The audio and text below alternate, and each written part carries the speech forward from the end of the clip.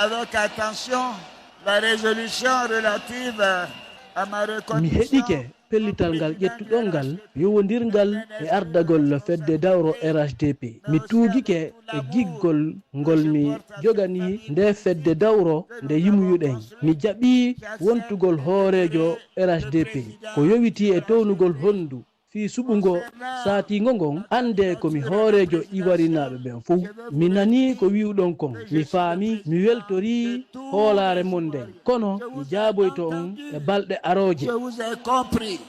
Je vous remercie de votre confiance. Je prendrai dans les jours qui viennent une décision. pellital ngal o bami hani ɓamdi kanko ala tan watara e balɗi garoji tedduɓe heeɗiɓe ko ɗo kaddatene kabruji meɗen kikiɗi kabruji ɗi mbawɗon tawtoyde e lowru men wohuji tati toɓɓere RFI toɓɓere feere kono haadi ɗum joni joni mi accide on e lobo labajo e yewtore moon coftal balli men.